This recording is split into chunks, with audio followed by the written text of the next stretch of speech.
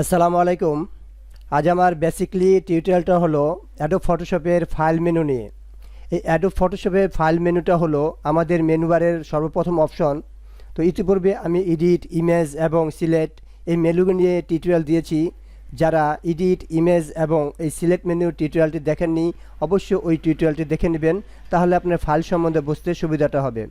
তো এখানে এই ফাইলে আমরা কি কাজ করতে পারি, একটি ডকুমেন্ট ওপেন করার পর সেই কাজগুলো আমি আজ দেখাবো। তো এখানে সর্বপ্রথম আমাকে এই ফাইল মেনু বুঝতে হলে আমাকে একটি ফাইল নির্বাচন করতে হবে, অর্থাৎ একটা ছবি অথবা ডকুমেন্ট আনতে হবে। তো আমি step by step A to Z এই ফাইল মেনু কাজগুলো আমি আপনাদের সামনে তুলে ধরতেছি। আশা করি এগুলো আপনাদের উপকার হবে। তো এখানে আমাদের এই ফাইল মেনুতে যদি আমরা সর্বপ্রথম ক্লিক করি, এখানে নিউ নামে একটি অপশন আসতেছে। নিউ হতো আমরা একটা যদি নতুন কোনো পেজ নিতে চাই, আমরা অনেক সময় দেখা যায় আমাদের ছবিকে আমরা একটা ছবিকে বিভিন্নভাবে 1 কপি থেকে 20 কপি অথবা 4 কপি 8 কপি এইভাবে করি, অথবা একটা ডকুমেন্টকে আমরা অন্য অন্য কাজে ব্যবহারের জন্য একটি নিউ পেজ নিয়ে থাকি। তো এই নিউ পেজে নেওয়ার জন্য আমরা যে কাজটা করব, জাস্ট এই নিউতে ক্লিক করব, অথবা এখানে কিবোর্ড কমান্ড Ctrl+N আছে, এটা দিলেও আপনার নিউ পেজ ওপেন হবে। সো আমি এখানে ক্লিক করলাম, আমাদের একটা পেজ আসলো, অর্থাৎ এই নিউ নামে একটা পেজ আসবে। এখন এই নিউ পেজটাকে আমরা কীভাবে উপস্থাপন করতে পারবো, এখানে আমরা একটা নাম দিতে পারি। আমরা এখানে যে কোনো একটি নাম দিয়ে আমাদের নিউ পেজটাকে রেখে দিতে পারি আমাদের কাজের সুবিধার্থে। এটা হলো কি নামে আমি আর নিউ পেজটা করব। আর এটা হলো সাইজ, পেপারের কোন সাইজ নেব। এখানে এই অ্যারোতে ক্লিক করলে অনেক ধরনের সাইজ আসবে। আমরা যেই সাইজে আমাদের নিউ পেজটা নেব সেই সাইজটা এখানে ক্লিক করতে হবে। এখানে লেটার, লিগেল, এখন A3, A4 সব কিছু আছে। সো আপনার যেই পেজটা দরকার সেটাতে আপনি ক্লিক করবেন। ফর এক্সাম্পল আমার A4 সাইজের একটা পেজ দরকার, তাহলে আমি A4 এ ক্লিক করব। আর এখানে উইথ এবং হাইটে আমি এটাকে কি ইঞ্চিতে নেব নাকি মিলিমিটার নেব, এটা সিলেক্ট করতে হবে। তো এখানে এটা মিলিমিটার আছে, তো মিলিমিটারে A4 সাইজের মাপটা হলো 210 আর হাইটটা হইলো 297। সো আমি যদি এটা ইঞ্চিতে নেই তাহলে আমি এখানে ইঞ্চিতে ক্লিক করব। আমি যদি সেন্টিমিটার নেই সেন্টিমিটারে ক্লিক করব। আমি যদি পিক্সেলে নেই পিক্সেলে, আর আমি যদি পয়েন্টে নেই পয়েন্টে। ফর এক্সাম্পল এটা আমি ইঞ্চিতে নিলাম। ইঞ্চিতে নিলে দেখেন এই ইঞ্চির উইথের মাপটা হবে 8.5 বাই এত।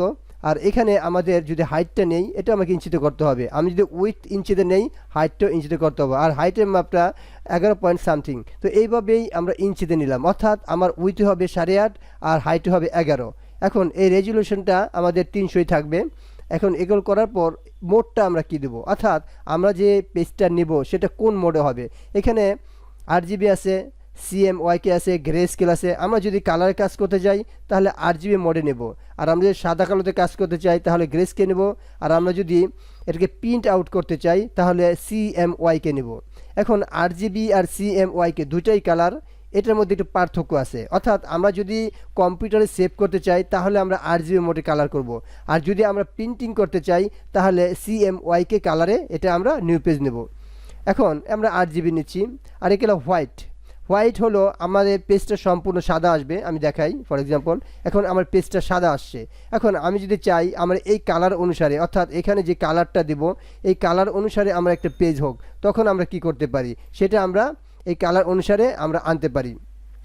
তো কালার অনুসারে আনার জন্য আমরা নিউতে যাই। এখন নিউতে ক্লিক করলাম, আমরা জাস্ট A4 নিলাম, ইঞ্চি নিলাম এবং মোড RGB নিলাম। এখন আমরা দেখেন এই ব্যাকগ্রাউন্ড কালার, যখন এটা ক্লিক করে দিই, এই যে আমার ফোরগ্রাউন্ড এবং ব্যাকগ্রাউন্ডে যে কালারটা আছে, এখন যদি ওকে দেই ওই কালার অনুসারে আমার এই পেজটা হবে। দেখেন আমার নিচে ব্ল্যাক, এই জন্য ব্ল্যাক আসে। আর আমি যদি এই কালারটা চাই তাহলে আমি সুইচ করি, আবার আমরা নিউতে যাই, নিউতে গিয়ে নিউতে ক্লিক করি। এখন আমরা জাস্ট ওকে দিই, আমাদের কালার এটা সিলেক্ট করা আছে, জাস্ট ওকে। তাহলে কী হবে, আমাদের এই নিচের কালার অনুসারে আমার একটা নিউ পেজ আসবে। দেখেন আমি এটা সাদা নিয়েছি যেন সাদা, আমি ব্যাকগ্রাউন্ড কালার নিয়েছি যেন ব্যাকগ্রাউন্ড কালার আসছে। আর আমি যে ট্রান্সপারেন্সি নিতে চাই, অর্থাৎ ফাইল ক্লিক করলাম, নিউতে ক্লিক করলাম। এখন এখানে দেখেন আমরা হোয়াইটও নিয়েছি, কালার মোডও নিয়েছি। এখন ট্রান্সপারেন্সি নিলে কী হবে, জাস্ট ক্লিক করে আমরা ওকে দেই। দেখেন এটা ট্রান্সপারেন্সি মোড, অর্থাৎ একটা নিউ পেজকে আমরা কতভাবে নিতে পারি, অর্থাৎ আমাদের কাজের ভঙ্গিমার উপর আমরা নিউ পেজ নেব, আমরা কোন ধরনের কাজে ইউজ করব। তো এইভাবে আমরা নিউ পেজগুলো নিতে পারি। তো এই নিউ পেজের পরে আমাদের যে অপশনগুলো আসতেছে এটা আমি কেটে দেই সবগুলো কাজের সুবিধার্থে। এখন নিউ পেজের পরে আমাদের যে অপশনগুলো আসতেছে সেটা হলো ওপেনের মাধ্যমে আমরা আমাদের পূর্বে তৈরি করা অর্থাৎ পূর্বে সেভ করা ফাইলগুলোকে আমরা আমাদের এখানে ইম্পোর্ট অর্থাৎ এখানে নিয়ে আসতে পারি। তাহলে আমরা ওপেনে ক্লিক করব। ফর এক্সাম্পল আমি একটা ছবি এখানে ওপেন করব, তাহলে এখানে যে ছবিগুলো আমি দেখতেছি এই ছবিগুলো যদি আমি ওপেন করতে চাই তাহলে ক্লিক করব, দেন এগুলো ক্লিক করব। যদি একাধিক ছবি ক্লিক করতে চাই তাহলে শিফট ধরে ধরবো, জাস্ট ওপেন করব। দেখেন এখানে আমি দুইটা সিলেক্ট করেছি, এই দুইটাই আমাদের ওপেন হয়ে গেছে। তো এইভাবে আমরা যে ছবিগুলো ওপেন করতে চাই বা যে ডকুমেন্টটা ওপেন করতে চাই তাহলে ফাইল ক্লিক করব, দেন ওপেন ক্লিক করে ওই ফাইলটা নিয়ে আসবো। আর ব্রাউজ করে এখানে যদি আমাদের ডকুমেন্টের অর্থাৎ আমাদের পিসিতে অন্য কোনো জায়গায় আমাদের ফাইলগুলো থাকে তাহলে সেই ফাইলগুলো আমরা এখানে নিয়ে আসতে পারি। যেমন এই পিসিগুলোতে আমার অনেক ফাইল আছে, যা সেটা আমি ক্লিক করলাম যে এই ফাইলটা আমি নিয়ে আসতে পারলাম। এভাবে আমাদের পিসি থেকেও ফাইল আমরা নিয়ে আসতে পারি, সেটা যদি অন্য কোনো ড্রাইভে হয়। এটা হলো ব্রাউজ। আর এরপরে আমাদের আসতেছে ওপেনএস, অর্থাৎ এই ওপেনএসের মাধ্যমে আমরা আমাদের ফাইলগুলোকে ওপেন করতে পারি।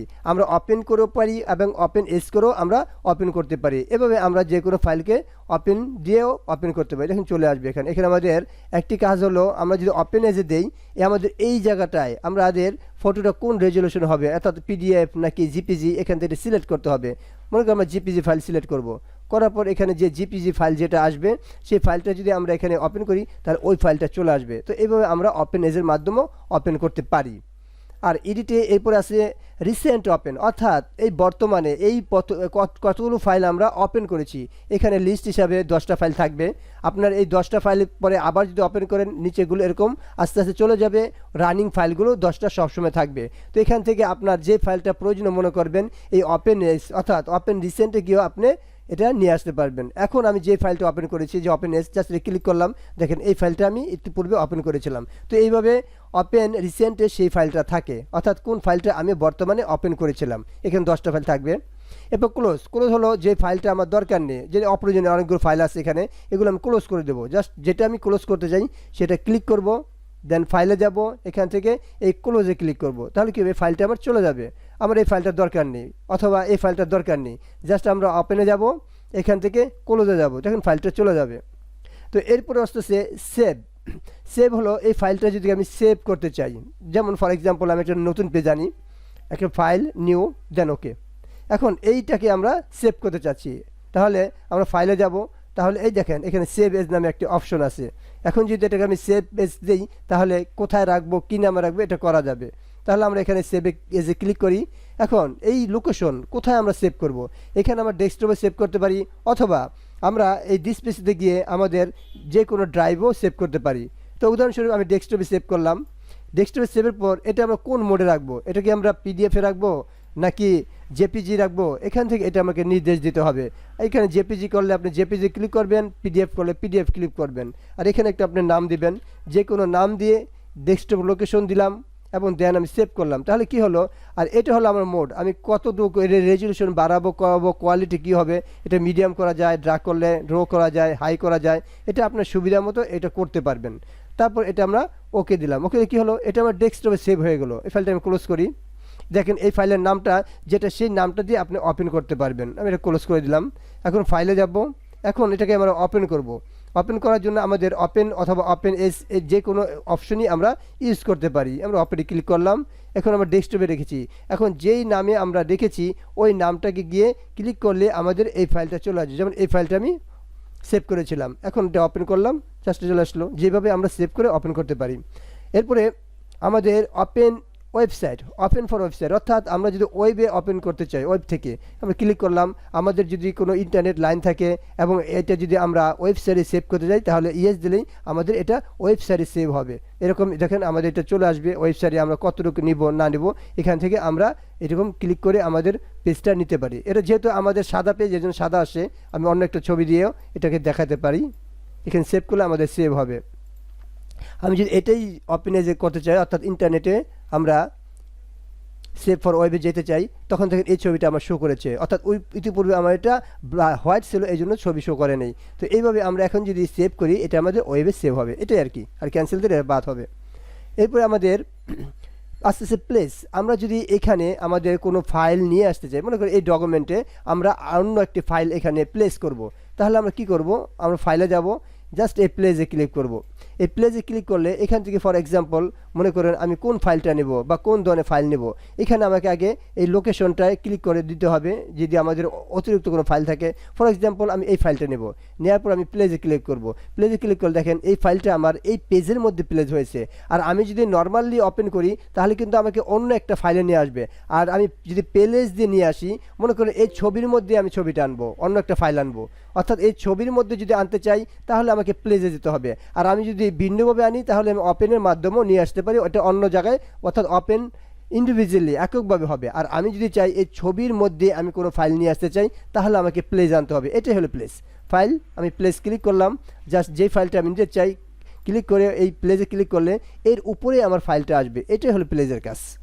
আর আমরা যদি এই অপশনটা এখন যেটা নিয়ে আসলাম এই ছবিটা বাদ দিতে চাই তাহলে আমরা ফাইলে যাব, এখান থেকে টিনটা দিয়ে নেই, ফাইলে যাব, আর ফাইল থেকে আমরা এই রিভার্টে ক্লিক করব। এই রিভার্টে ক্লিক করলে কি হবে, আমার এই যে ফাইলটা নিয়ে আসছিলাম এটা চলে যাবে। তো এভাবে আমরা রিভার্টের কাজগুলো করতে পারি। তো এরপরে আমাদের সবচেয়ে ফাইল মেনু যে ইম্পর্টেন্ট কাজটা সেটা হলো ইম্পোর্ট। অর্থাৎ আমাদের যদি কোনো কম্পিউটারে ছবি না থাকে তাহলে কিভাবে আমরা আমাদের ছবিগুলো কম্পিউটারে নিয়ে আসতে পারি, সেই কাজটা হলো স্ক্যানের মাধ্যমে।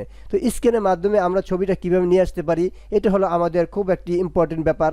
অনেক সময় দেখা যায় আমাদের নিজস্ব ছবি আমাদের কম্পিউটারে ইম্পোর্ট করতে হয়। তো সেটা করার জন্য আমরা ফাইলে যাব, দেন ইম্পোর্টে যাব। ইম্পোর্ট থেকে দেখেন এখানে ক্যানন স্ক্রিন লাইট 25, এইটা আমার স্ক্যানার নাম। তো আপনাদের স্ক্যানার নামটা ভিন্ন হতে পারে, তো এটা ইম্পোর্টে পাবেন আপনারা যদি এই একটি ক্যানন স্ক্যানার আপনাদের ইনস্টল করা থাকে আপনাদের পিসিতে তাহলে এরকম একটা অপশন পাবেন। সেটা ক্যানন হতে পারে, ইপসন হতে পারে, এসপি হতে পারে, যে কোনো কোম্পানির বা যে কোনো ব্র্যান্ডের হতে পারে।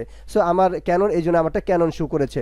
তো আপনাদের এরকম স্ক্যানার ইনস্টল করার পর এই অপশনটা পাবেন। অর্থাৎ আমি বুঝাতে চাচ্ছি এই স্ক্যানের মাধ্যমে আমরা ছবি স্ক্যান করে আমাদের কম্পিউটার নিয়ে আসতে পারবো। তো এটা কীভাবে করব, আমরা ফাইলে যাব, এখান থেকে ইম্পোর্টে যাব, এই ক্যানন স্ক্যানে যাব।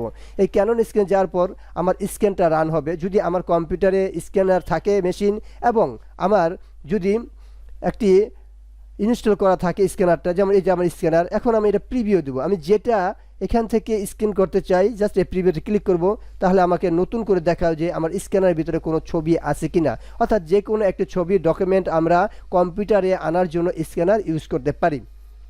তো এখানে আমার এই ছবিটা আসছে, এখন এই দেখেন এই স্ক্যানারটা আমাদের স্ক্যানিং হচ্ছে। এই সম্পূর্ণ স্ক্যান হওয়ার পর এই ছবিটা আমরা ইম্পোর্ট করতে পারবো। তো এখানে আমাদের এই যে ডাকটা চলে আসলো, এটা আসার পর আমরা জাস্ট কী করব, এখন এই যে আমাদের স্ক্যান, জাস্ট এই স্ক্যানে ক্লিক করব।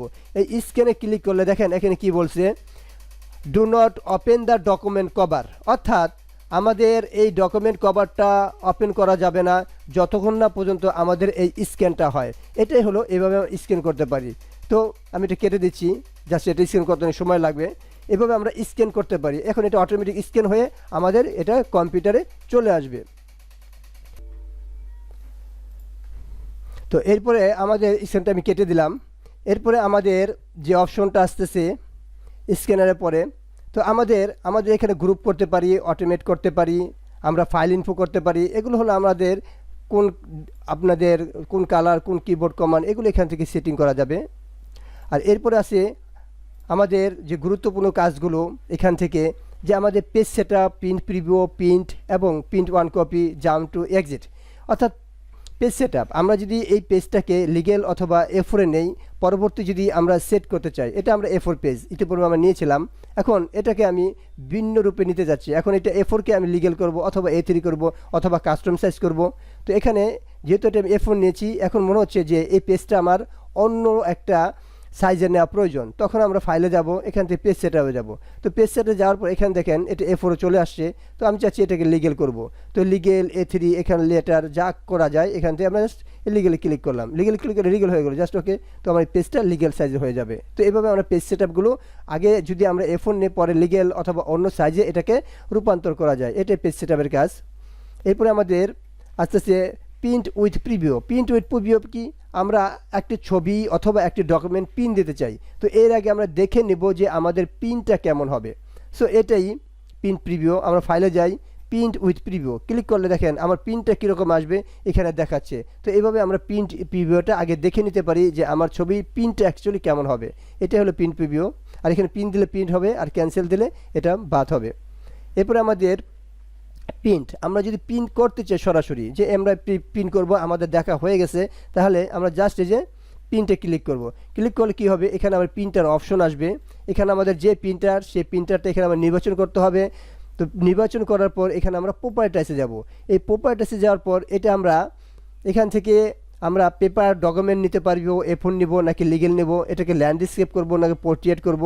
আর এখান থেকে যদি আমরা ছবি প্রিন্ট দেই, তাহলে আপনারা এই নিচেরগুলো অর্থাৎ প্লেন পেপার দেবেন না। প্লেন পেপার হলো ডকুমেন্ট প্রিন্টের জন্য। আর যদি আপনার ছবি প্রিন্ট দিতে চান, তাহলে ইপসন মেটাল, এখানে ইপসন প্রিমিয়ার গ্লোসি, এগুলো সিলেক্ট করে দেবেন। মনে করেন এটা আমি ছবি প্রিন্ট দেবো, তাহলে ইপসন মেটাল অথবা ইপসন প্রিমিয়াম গ্লোসি, এটা হলো পেপারের নাম। সো এটা আপনি ক্লিক করে দেবেন। ক্লিক করে দেওয়ার পর যেহেতু আপনি ছবি প্রিন্ট দেবেন, সেক্ষেত্রে আপনি এখানে স্ট্যান্ডার্ড দেবেন না, তাহলে দিবেন আপনি হাই। অর্থাৎ স্ট্যান্ডার্ড দিলে ছবির কোয়ালিটিটা ভালো আসবে না। আপনি যদি ডকুমেন্ট প্রিন্ট করেন বা নর্মাল কোনো সাদা কালো লেখা প্রিন্ট করেন, তাহলে আপনি ড্রাফট অথবা স্ট্যান্ডার্ড দিতে পারেন। আর অ্যাকচুয়ালি যখন আপনি ছবি প্রিন্ট করবেন, তখন হাই দিবেন। হাই দেওয়ার পর এটাকে কালার অবশ্যই দিবেন। দেওয়ার পর আর আপনি যদি সাদা কালো প্রিন্ট করতে চান, তাহলে গ্রে স্কেল। আর বেশিরভাগ ক্ষেত্রে আমরা ছবিগুলো কালার করে থাকি, এই জন্য কালারই ক্লিক করবেন, দেন ওকে দেবেন, তাহলে আপনার প্রিন্ট হয়ে যাবে। তো এইভাবেই আমরা ছবির প্রিন্টগুলো করতে পারি। আমরা কেটে দিলাম, যেহেতু আমি প্রিন্ট দিব না এখন। এরপর আমরা ফাইল, এরপর প্রিন্ট ওয়ান কপি, অর্থাৎ এটা যদি ক্লিক করেন, আমার কোনো রকম ডায়লগ বক্স ওপেন না করে সরাসরি আমার প্রিন্ট হয়ে যাবে। জাস্ট ক্লিক করলাম, এখন দেখেন এই যে প্রিন্টের অপশনটা আমার চালু হয়ে গেছে।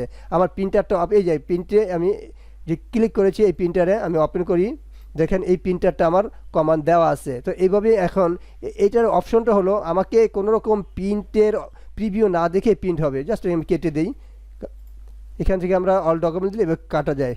তো এইভাবে আমরা প্রিন্টিংগুলো করতে পারি। তো এরপরে আমাদের আস্তে আস্তে জাম্প টু হলো আমরা যে এটা ইমেজ রেডিতে নিতে চাই। অর্থাৎ ইমেজ রেডিটা কি, আমাদের ফটোশপে যখন ইনস্টল করি, তো ইমেজ ফটোশপের সাথে সাথে আমাদের ইমেজ রেডি নামে একটি সফটওয়্যার অটোমেটিকলি ইনস্টল হয়। তো এই ফটোশপের ছবিটা যদি আমরা ইমেজ রেডিতে নিতে চাই, অর্থাৎ জাম করে যেতে চাই, তাহলে আমরা জাস্ট ক্লিক করব। আর এই পাশে আছে শিফট কন্ট্রোল এম, এটা দিলেও সরাসরি আপনার ইমেজ রেডিতে চলে যাবে। আমরা এই ছবিটা ইমেজ রেডিতে নেব, তাহলে আমরা প্রথম কি করব, এই ছবিতে ক্লিক করব, দেন ফাইলে যাব, এখান থেকে জাম্প টুতে ক্লিক করে ইমেজ রেডি ক্লিক করব। দেখেন এই ছবিটা আমার ইমেজ রেডি নামে একটি সফটওয়্যারে চলে আসছে। অর্থাৎ যখন আমরা ফটোশপ ওপেন করি, ইনস্টল করি, তখনই এই ইমেজ রেডি অটোমেটিক ইনস্টল হয়। দেখেন সম্পূর্ণ ইমেজ রেডিতে আমার চলে আসছে। তো এটাও একটা সফটওয়্যার ইমেজ রেডি। এখানে যদি আপনি কাজ করতে অভ্যস্ত হন, সেম প্রসেস সেম জিনিস, এখানে কিছু অপশন একটু কম বেশি করতে পারবেন, এটাই। তো ইমেজ রেডি নিয়ে আমরা কাজগুলো করতে পারি। এখানে কেটে দিলে কেটে যাবে। এরপর আমাদের আসতেছে এক্সিট হলো আমরা যদি ফটোশপ থেকে বের হতে চাই, তাহলে এই এক্সিটে ক্লিক করব। এই এক্সিটে ক্লিক করলে এখানে তিনটা অপশন আসতেছে, একটা আছে ইয়েস, একটা নো, একটা ক্যান্সেল। এই তিন রকম কাজ। আমরা যদি এটাকে সেভ করতে চাই, তাহলে ইয়েস দেব, অর্থাৎ সেভ হয়ে বন্ধ হবে। আমরা যদি সেভ করতে না চাই, তাহলে নো দেবো। আর যদি এই কমান্ডে বাড়তে যাই, তাহলে ক্যান্সেল দেব। তো এই হলো এ টু জেড ফাইল মেনুর অপশনগুলো। তো এই নিয়ে যদি আপনাদের কোনো দ্বিধাদ্বন্দ্ব থাকে, অবশ্যই কমেন্ট বক্সে কমেন্ট লিখবেন, আমি চেষ্টা করব উত্তর দেওয়ার জন্য। তো আজ এই পর্যন্তই। সবাই ভালো থাকবেন, সুস্থ থাকবেন। আল্লাহ হাফেজ।